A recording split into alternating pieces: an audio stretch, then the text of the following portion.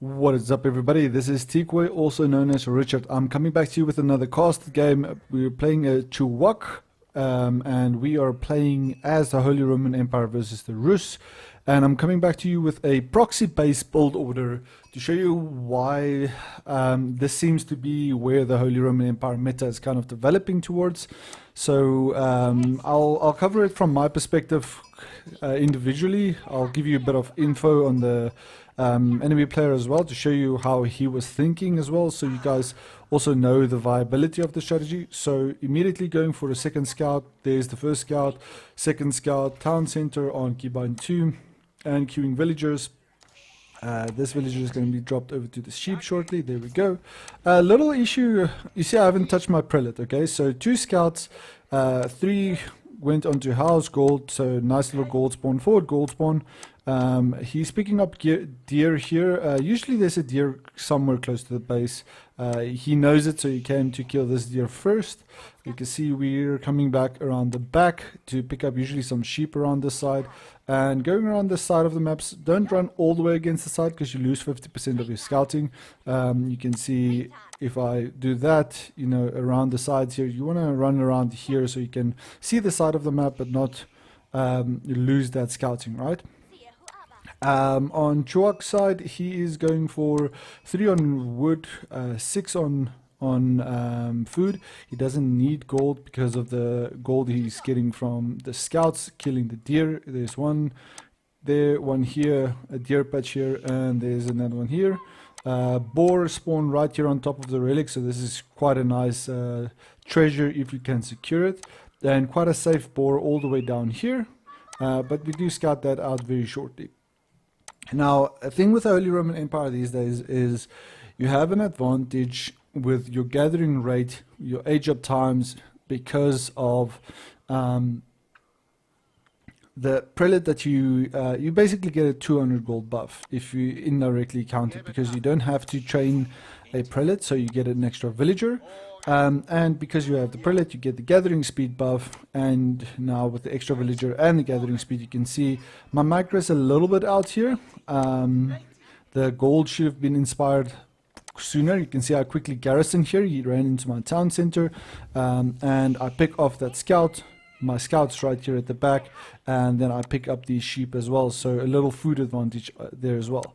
Now your villagers also always drop off at the back of your base, so we'll you know, when you drop off the or garrison and drop back, they always move out at the back here and then wherever they need to be. So it's always a good practice to take your food and place it around the furthest away from your enemy. So in this case, your sheep should have been harvested here at the back. It's just good practice. Okay, so now we have scouting information. Half of our side of the map is found. We want to know where these relics are. So 3 relics, 1 here, 1 there, and 1 at the back. This would be considered the safe relic. These 2 would be contested because they are primarily kind of close to him and us. This would be his safe relic, and then you can see the sacred sites and relics are kind of together and can play very well in the Castle Age when you go into Castle Age for that. Now, Holy Roman Empire, you can see I'm rushing this up. 3 minutes 48, no wheelbarrow. I could have gotten a mill down so I could focus on you know, better production and so forth, or better economy, but I wanted to get this up. This is very rushing for HRE, and the only reason I wanted to do that is I wanted to get the prelate in here so I can get my wood inspired.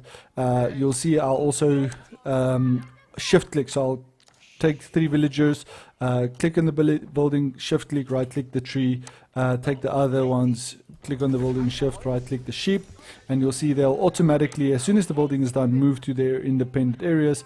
And we have a lot of sheep now as an early food source, and you can see he came out to this deer hunt which is going to be effective for him. I also run into his town center, but there's no villagers here, so you can't really do anything about it.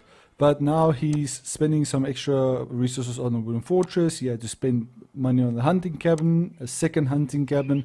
So he's going to get that gold trickle in here. This hunting cabin should probably have been closer to the berries and to the tree line, because then you get the deer, you get the berries, and you get the gold trickle from the tree line. Otherwise, now you're just getting 5 gold for these few straggler trees. So we do scout him out on the deer here, and you can see we scout out the outpost coming out. We know it's the best landmark in game, Golden Gate. That trading is just immaculate. You get so much value out of it. And I sent forward a villager here, so we'll call this Miss Jon Snow, or Mrs. Salt, as another detective. She's going on a one-man mission, getting attacked by a wolf as our first call to action. We need to deal with a wolf before we can level up and go to the next phase, because she's Mrs. Proxy Base. She's going to go on a Proxy Base mission and is one Mrs. Salt versus the world, you know. If it was a man, it was going to be Jon Snow or John Wick. But you know, we'll get some creative names and make the special for them. I actually, when I came back with the scout, I right-clicked the sheep, so he killed the sheep instead of dropping off the sheep, and I ran too far back to shift-click them back. So I kind of just turned the scout around. But you can see now 2 barracks is coming out here. I also went for a forward stable, and you can see I'm not going for a fast castle. So the reason why I'm doing is I need to deny this food. If I know I have most of the sheep in the game because of how many we returned, that's going to count in our favor. So he has to go for berries. Deer, they also love going for the boar very early on. And also, what you'll find is with my scout, where's the second scout? This scout, right? This one is coming back from my base, but this scout was the one that he started attacking when the villagers was here, right? So while I'm building a proxy base, that scout's going to chase me down because he wants me off of this food supply, right? Because it's a threat to him. I know it's just a scout, but he does do damage. So I ran the scout back to the back. You can see how 9 on gold is insane for any what do you call it, a roost player, because either this means you're gonna all in on your knights, or this means really a hard push for a bear castle age, right? So we have the towers, we have our 3 now barracks is out. We have the early men-at-arms, so quite tanky unit with 3 ranged armor, so they'll be quite effective. I don't know if he sees me, because I have the scout here, but I think he's just expecting the worst because I did scout him out and I did attack the food source, right? So now we're coming in with 2 horsemen and a men-at-arms and more in the queue, so just keeping the trickle of 11, 12 villagers. You can see now I'm garrisoning my villagers onto a food. 10 is my minimum these days on wood. I use the wood villager, this one, to build the stable and the 3 houses, and eventually she'll be ending up back at the wood. But after that, you can see with even this type of wood investment and stuff, it's going to be enough to choose what you want to do. You can see the 8 arrows just hit that early men-at-arms and didn't do much. We'll go for siege engineering first because we want to deal with the tower, but also we don't want to just stand and wait for siege engineering because he knows about the army, he can see it. The tower range is going to be in range of that, but we want to move forward because as soon as you do, 8 villagers garrison and idle time for the 8 villagers. So even if you lose 1 or 2 units, that's fine. This is almost 30 seconds of idle time that's going to be created because of this. And you can see now that villager stays garrisoned. We have more men-at-arms coming back here, but we want to deal with the scouts to get them off of our back, reduce his vision, and we have a few spearmen in there just in case he decided to go for a stable or early knights, right? So now if you look at the resources, he is very much over his gold, so you never need this much on gold early on, but he is pushing because if he had the wood, he could probably go for, You could have gone just drop down 2 stables and go for early nights. That would have deterred this a lot more. But you can see a single minute arm just being pulled here, so I can cause a bit more idle time here. 8 villagers of idle time this early in the game makes a big difference. 2 spearmen, extra damage against cavalry, so they just get rid of the scout very effectively there. But now we have that siege engineering and idle time created all coming through at the same time. So I'm sending forward the men at arms just to cause that, you know, siren to go off and force him. We get a villager actually, and now extra men at arms coming out. They're going to build the ram, and I send more men at arms to continue with the ram. And now I build a mill here because if you want to just take a word of advice, if you can learn this one thing with the Holy Roman Empire, you win a lot more games in the future, right? Number 1, this is your bare minimum that you want to have inside your Archon Chapel radius. These houses is a no-go. You want them outside of this radius, and you want the space for your farms because you're getting 40% extra gathering rate on your farms. It's faster than most other civilizations, and that's without your wheelbarrow, that's without your horticulture. So by the time you have those upgrades in, you're going to be gathering food at 100% quicker rate than your enemy opponent. You're not going to believe how much food you're going to have just by doing that. There's another upgrade that you guys need to remember, which I want to show you. Hey, I didn't know you can do this. Is this new? So I clicked on player list. You can actually see their rank. So he's a diamond player. Surprisingly, he's a diamond player. I got plat, he's a diamond player. That's something new. I didn't know about that. Sorry. So on the tech trees, we have, as soon as you go into Castle Age, your monastery has a specific upgrade, unique upgrades to the Holy Roman Empire. Now this one, the devoutness, inspired villagers gather resources 10% faster, right? It's quite a cheap upgrade, same as others.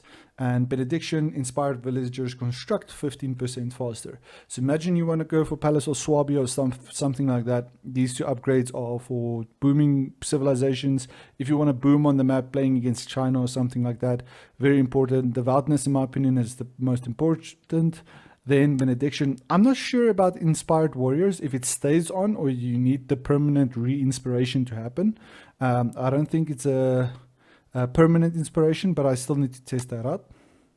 But if you think about it, right, let's say you build a farm, you get 40% from your inspiration, you get another 10% or 15% from horticulture, you get wheelbarrow, which means they run faster and collect more, and at the same time you get an extra 10% from your monastery upgrades. And then you get the second upgrade for your mill, and then it is just GG. The amount of food you will have is just insane.